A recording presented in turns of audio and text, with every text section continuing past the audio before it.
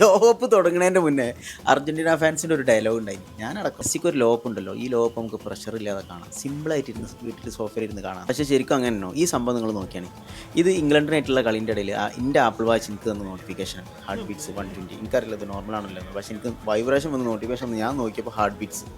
അപ്പോൾ ഇംഗ്ലണ്ടിൻ്റെ കളി കാണാണ്, നമ്മൾ സോഫയിൽ ഇരുന്ന് കളി കാണാണ്. പക്ഷേ നമ്മളെ ബോഡി എന്താ വിചാരിച്ച് നമ്മൾ ഗ്രൗണ്ടിൽ മെസ്സിൻ്റെ ഒപ്പം കളിക്കണം. ഇത് ആദ്യമായിട്ടല്ല, 2022 ലോകപ്പിലും എനിക്ക് ശരിക്കും ഓർമ്മയുണ്ട്. പോളണ്ടിനെതിരുള്ള കളിയിൽ നിർണായക കളിയാണല്ലോ അന്ന്. ഫസ്റ്റ് കളി തോറ്റതിന് ശേഷം പിന്നെ ബാക്കിയുള്ള കളിക്ക് നിർണായകം. ഈവൻ ഗ്രൂപ്പ് സ്റ്റേജിൽ പോളണ്ടിനെതിരെ കളി നടക്കുന്ന സമയത്ത് എനിക്ക് ഇതേപോലെ വാച്ചിൽ നോട്ടിഫിക്കേഷൻ വന്നിട്ടുണ്ടായി. അപ്പോൾ നമ്മൾ വിചാരിച്ചു ഓക്കെ, അപ്പോൾ ഈ ലോകപ്പല്ലേ, മെസ്സിക്ക് ഒരു ഓൾറെഡി ലോകപ്പ് ഉണ്ടല്ലോ, അപ്പോൾ ഈ ലോകപ്പ് നമ്മൾ പ്രഷർ ഇല്ലാതെ കാണാമെന്ന്. പക്ഷേ റൗണ്ട് ഓഫ് 32 കളി തുടങ്ങിയോ അന്ന് തുടങ്ങിയതാണ്. ഓരോ പാസും ഓരോ കൗണ്ടർ അറ്റാക്കും ഓരോ കോർണറും ഹൃദയം വേറെ ലെവലായിരുന്നു.